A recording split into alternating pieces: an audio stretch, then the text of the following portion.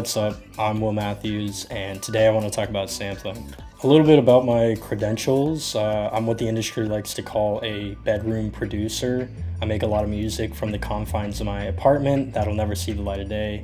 But other than that, I just have a profound love for music and a variety of music genres. Why do I want to talk about sampling? Well, I believe that sampling has an unfair stigma to it, that it's uncreative or plagiarism, and a lot of the times that's just not true. When sampling's done right, it can take already great songs and flip them into entirely new and unique sounds of their own contribution. I think before I can tell you why sampling is great, we should break down what makes sampling good.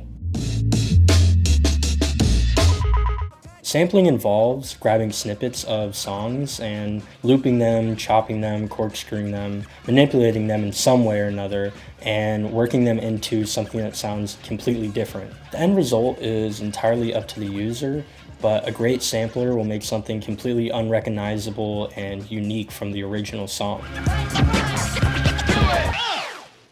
The history of sampling began with the advancement of musical tools and technology that allowed us to re-record capture sound and play it back. However, sampling really began to take off in the 90s, particularly with the hip hop and dance scene that really just embraced this new era of music making. On one hand of the spectrum, you had producers like J Dilla and Nujabes, who were completely revolutionizing the rap scene with their instrumentals. And on the other hand of the spectrum, you had groups like Daft Punk and Cassius, who were paving the way for the French house genre with its intense and groovy dance reworks. Sampling is still a staple today, particularly in the hip-hop genre with producers like Kanye and J. Cole, but it also lives on in the EDM sector as well. There are even entire genres that are almost solely based off of sampling. I mean, if you look at D&B or jungle, a lot of the times they're using the classic Amen or Think break that's been sampled over 1,000 times for the rhythm of their song.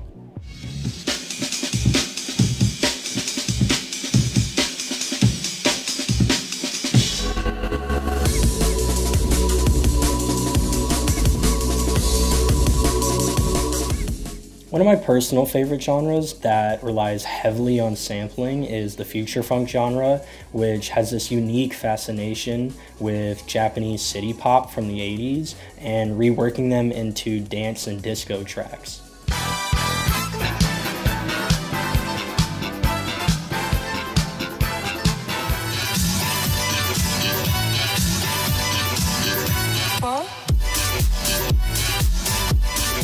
So now I've shown you a bunch of music that's been heavily influenced by sampling, but if that hasn't convinced you, I think taking a look at the process itself will help change your mind. 1, 2, 4. This is my little music studio where I do all my beat making from home. So today I'm going to show you how I sample music. First, I had to find my sample. A lot of the times I like to sample off of my vinyl and record collection, but today I wanted to try something entirely new. So I did some browsing on YouTube and stumbled across this song. It had a few parts in the intro and chorus that I really liked and I knew I would want to sample from.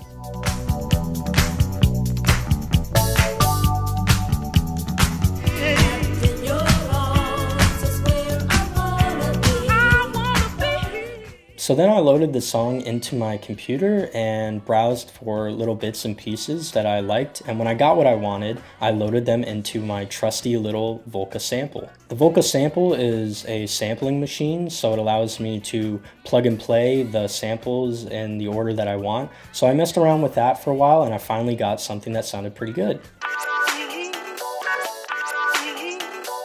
So the Volca sample crushes the samples quite a bit in terms of audio quality, so I played them back through my computer and added some auto filter, some flanger and phaser, some compression, and a little bit of stereo width to really beef up those sounds. Next, I knew I wanted to make an old school house groove, so I made a nice little 4-to-the-floor beat that would really get the bodies moving.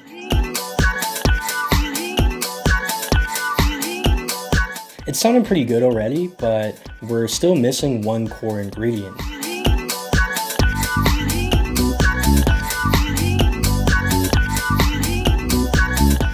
You grab all these components and you put them together, and it should sound something like this.